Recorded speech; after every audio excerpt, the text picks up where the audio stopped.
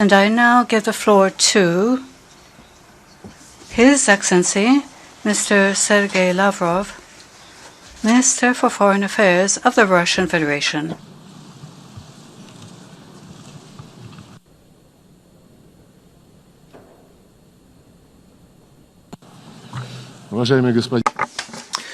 Distinguished Mr. President, Your Excellencies, ladies and gentlemen, the 75th anniversary of the United Nations, which was established as a result of victory in World War II, and the realization of the need for a collective mechanism to maintain international peace and security, unfortunately, this anniversary is getting closer, but regrettably the events of the Cold War, which started soon afterwards, prevented this tremendous creative potential from being unleashed. The hope arose again almost 30 years ago when the Berlin Wall, symbolizing confrontation of the two irreconcilable systems, fell.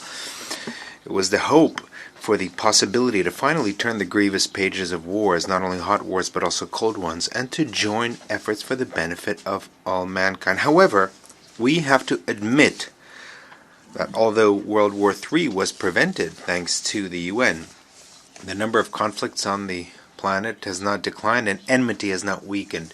New and extremely acute challenges have emerged: international terrorism, drug trafficking, and climate change, illegal immigration, the growing gap between the rich and the poor.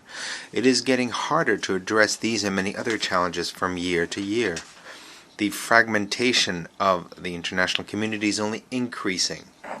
In our view, the reason for the current state of affairs is, first and foremost, in the unwillingness of the countries which declared themselves the victors in the Cold War to reckon with the legitimate interests of all other states, to accept the realities of the objective course of history. It is hard for the West to accept seeing its centuries-long dominance in world affairs diminishing. New centers of economic growth and political influence have emerged and are developing. Without them, it is impossible to find lasting solutions to the global challenges which can be addressed only on the firm basis of the UN Charter through the balance of interests of all states. Leading Western countries are trying to impede the development of a polycentric world, to recover their privileged positions, to impose standards of conduct based on the narrow Western interpretation of liberalism on others. In a nutshell, we are liberals, hence anything is permitted. In pursuit of this policy, the West has been increasingly loath to recall international law, and more often and insistently dwell on the rules-based order, quote-unquote. The aim of such a concept is obvious: to revise the norms of international law, which no longer suit the West, and to substitute it with rules adapted to its self-serving schemes, which are elaborated depending on political expediency, and to proclaim the West, and only the West, as an indisputable source of legitimacy. For instance, when it's advantageous, the right of peoples to self-determination is important. When it is not, it is declared illegitimate. In order to justify the revisionist rules, the West resorts to manipulation of public opinion, dissemination of false information, double standards on human rights, suppression of undesirable media, and bans on journalists doing their job. Moreover, the West has now got teachers' pets, so to speak, among their charges in the post-Soviet territory. Instead of collective work based on equal rights, closed formats outside of legitimate multilateral frameworks are created, and approaches agreed upon behind closed doors by a narrow group of the select few are then declared multilateral agreements. This is accompanied by the attempts to privatize the secretariats of international organizations and to use them in order to advance non-consensual ideas in circumvention of universal mechanisms. Attacks on international law have reached alarming levels. The U.S. withdrawal from the JCPOA, endorsed by the United Nations Security Council Resolution 2231, is widely remembered. Washington did not just repudiate its obligations enshrined in this resolution, but started demanding from others to play by American rules and to sabotage its implementation. The United States has set a hard line towards eroding UN resolutions on the international legal framework of the Middle East peace process. It suggests waiting for some sort of deal of the century. Meanwhile, it has taken unilateral decisions on Jerusalem and the Golan Heights. the two-state solution to the Palestinian issue, which is essential for satisfying the legitimate aspirations of the Palestinian people and providing security for Israel and the whole region, is in danger. Apparently, when NATO members were bombing Libya, blatantly violating United Security Council resolution, they were also guided by the logic of their rules-based order. It resulted in the destruction of Libyan statehood. And the international community is still untangling the disastrous repercussions of NATO's adventure, with African countries affected the most. There are still hidden agendas in countering terrorism. Despite the universally binding Security Council decisions on listing terrorist organizations, some countries made it a rule to shield terrorists from punishment and to even work with them on the ground, as it's happening, for instance, in Afghanistan, Libya, and Syria.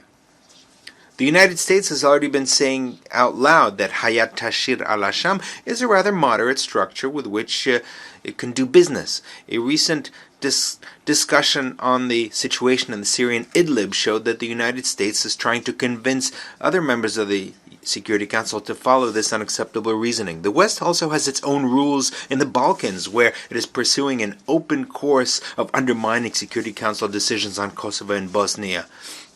Universal conventions, together with Security Council resolutions, are an integral part of international law. The West would like to substitute even these conventions with its rules, as happened in the OPCW, whose technical secretary, I stress technical, was illegally granted attributive functions through unlawful manipulations and shameless pressure, in direct violation of the Chemical Weapons Convention and exclusive prerogatives of the Security Council.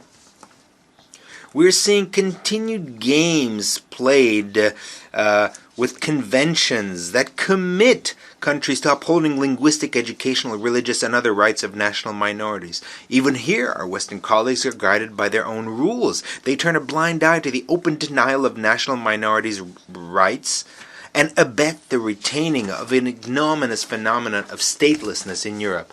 The course towards the revision of international law is also increasingly observed in the persistent policy of rewriting the history of World War II and justifying a growing number of manifestations of neo-Nazism and vandalism against the monuments to the liberators of Europe and the victims of the Holocaust. The key principles of the UN Charter, such as non-interference in internal affairs, non-use of force or the threat of force, are also being sorely tested. Now, we are now seeing the attempts to add Venezuela to the list of countries whose statehood was destroyed before our eyes through the aggression or coups inspired from abroad. Like the growing, overwhelming majority of UN members, Russia rejects attempts to return Latin America to rules dating back from the times of the Monroe Doctrine that America used to overthrow regimes and sovereign states, stooping to methods of military blackmail, unlawful coercion, and blockades, as it continues to do in relation to Cuba in defiance of UN resolutions. Next year marks the 60th anniversary of the Declaration of the Granting of Independence to Colonial Peoples, Countries and Peoples, which was adopted at the initiative of our country. However, a number of Western states are still clinging to the old rules, ignoring this declaration and other decisions of the General Assembly on decolonization addressed directly to them, while keeping former overseas territories under their control. This November marks another anniversary, 20 years since the adoption at the OSCE summit of the Charter for European Security and the Platform for Cooperative Security. These documents set out principles of cooperation for all countries and organizations in the Euro-Atlantic region. Heads of states and governments solemnly declare that no one should provide for their own security at the expense of another's security. Regrettably, the consensus reached back then at the highest level is again being substituted by a rule that NATO practices as it continues thinking in terms of searching for enemies while moving its military infrastructure to the east towards Russia and increasing its military budgets, although they exceed the Russian one by 20 times. We call on NATO to return to the agreements on shaping equal and indivisible security in the OSCE area. Recently, A number of high-ranking European politicians have been speaking in favor of this. In particular, this was demonstrated during the meeting between the presidents of Russia and France in August. The Asia-Pacific region needs a reliable and open security infrastructure architecture as well. It is dangerous to yield to the temptation of dividing it into conflicting blocs. Such attempts will be at odds with the task of uniting countries in the region in order to effectively addressing continuing threats and challenges there, including the task of resolving the whole range of issues on the Korean Peninsula exclusively by peaceful means. Now, actions taken by the United States, which following its withdrawal from the ABM Treaty destroyed the INF Treaty with the overwhelming support of all NATO members, have caused massive damage to the global system of strategic stability which had been established over decades. Now the United States is questioning the future of the New START Treaty, and they are refusing to ratify the Comprehensive Test Ban Treaty. Moreover, the